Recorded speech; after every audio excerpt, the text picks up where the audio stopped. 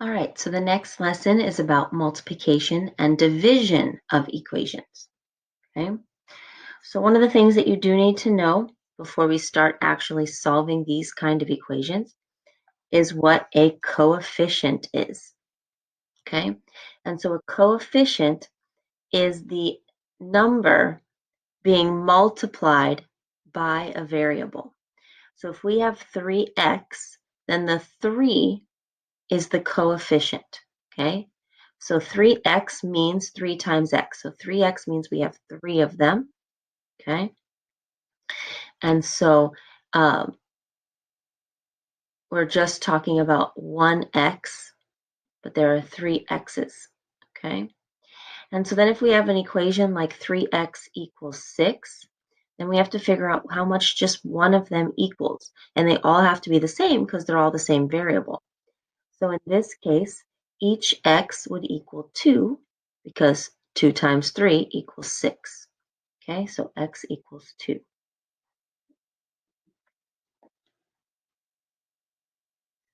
So when we're dealing with equations that have multiplication or division, let's look at the division property of equality first.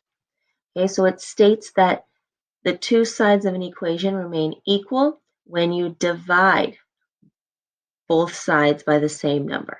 Okay, so remember, you're going to need to know this for your quiz. So we're dividing both sides. So let's look at that equation from the other side, right? 3x equals 6.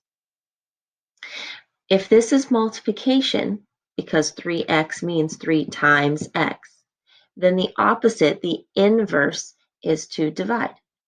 And so if we divide one side by 3, we also have to divide the other side by 3. The reason we do this is because 3 divided by 3 is 1. Okay, and 1 times anything stays itself. So we're left with x all by itself, or 1 times x, but like I said, that doesn't change x. And then 6 divided by 3 is 2. And so we get our answer from the other side. Okay, so you can see a couple of examples that show us that. Right here, they divided by 4 to get x by themselves. Here they divided by the -8 to get y by itself. Okay, you always want to take any baggage with a number. So if it's positive, it stays positive. If it's negative, it stays negative. Okay. All right, so let's look at these couple of examples here. Okay, so remember, we're trying to get our x by itself. So to get x by itself, we're going to divide by the 6. 6 divided by 6 is 1, leaving us with our x by itself. And 30 divided by 6 is 5. So x equals 5 is our solution. Okay, here's our variable, which means we're going to divide by the -6.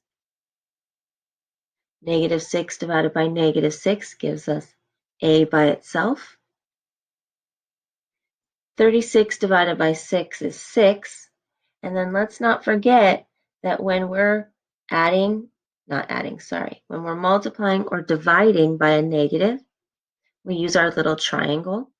So 36 is positive, 6 is negative, which leaves us with a negative. One negative stays negative. So a equals -6. Okay. Here's our variable, the letter D. We're going to divide by -9. D is by itself now. 72 divided by 9 is 8. And a negative divided by a negative is a positive.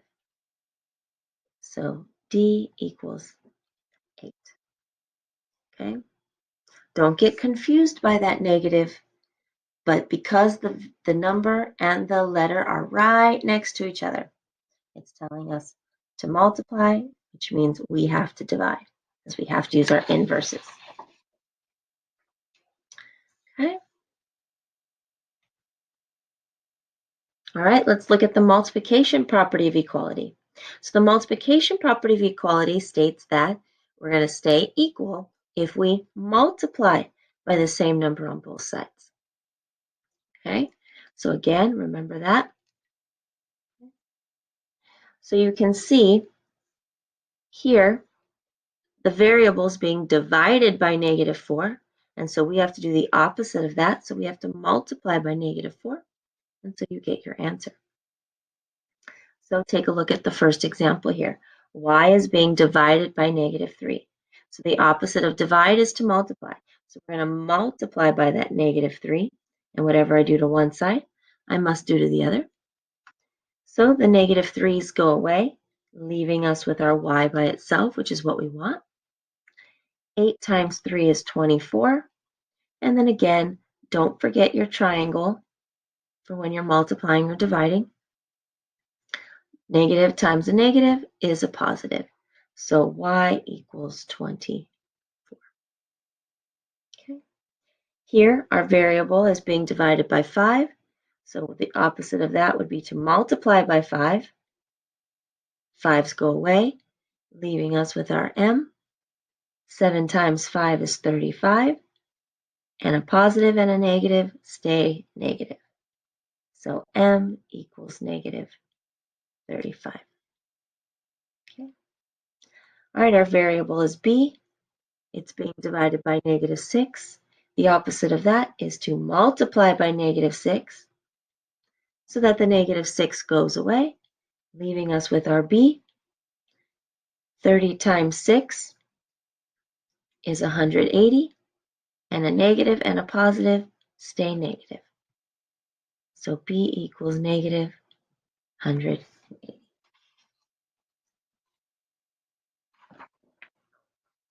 Okay. So you just have to remember your inverses.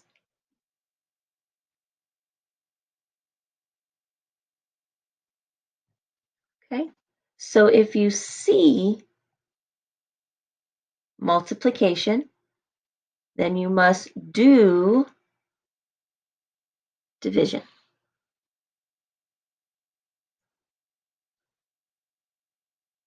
Okay, if you see division, you must do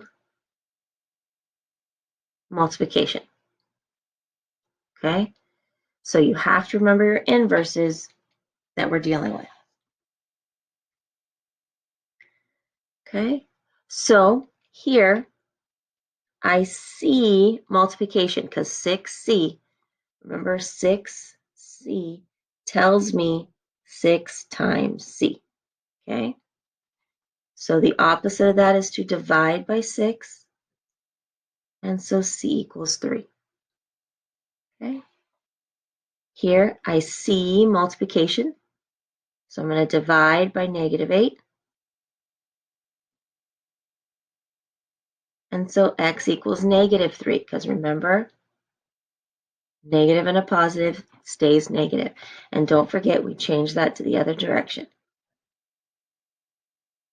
Okay. Here I see multiplication, so I'm going to divide by 7.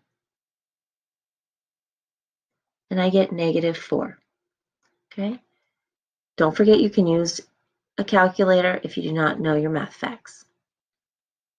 All right, here I see division. P is being divided by 9. So the opposite of that is to multiply. And so P equals 81. Okay. A is being divided by 12. So we're going to multiply by 12. So A equals -36. N is being divided by -10. So I'm going to multiply by -10. And N equals +40. A negative times a negative is a positive.